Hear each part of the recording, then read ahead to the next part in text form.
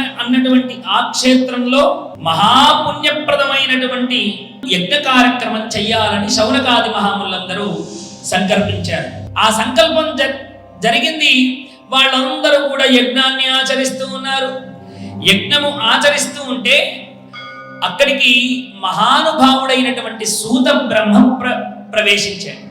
సూతుడు లోక సంచారం చేస్తూ ఎక్కడెక్కడ ధర్మ కార్యములు జరుగుతున్నాయో అక్కడక్కడ ఆయన పాదమును పెడుతూ ఉంటాడు. ఇలాగే నైమిషారణ్య క్షేత్రంలో కూడా వీళ్ళందరూ సత్రయాగం చేశారు శౌనకాది మహామునులు. అక్కడికి కూడా సూతుడు వెళ్ళాడు. వెళ్ళగానే ఏదైనా పురాణం చెప్పవయ్యా అంటే అనేక పురాణాలు చెప్పాడు. అందులో భాగంగానే మనం భాగవతాన్ని తెలుసుకున్నాం మొన్నటి రోజున. ఇవాళ వీళ్ళందరూ ఎక్కడ యజ్ఞం ఆచరిస్తూ ఉన్నారు? ప్రయాగ మహాక్షేత్రంలో దీర్ఘ సత్రాన్ని ఆచరిస్తూ ఉన్నారు. అక్కడికి రోమహర్షణుడు అనేటువంటి ఋషి రానే వచ్చాడు. రోమహర్షణుడు అన్నా సూతుడు అన్నా ఒక్కడే. సూతుడికి రోమహర్షణుడు అన్న పేరెందుకు కలిగింది అంటే ఆయన పురాణం చెబుతూ ఉంటే అందరి రోమములు నిక్కబొడుచుకొని మరీ వినేవారట.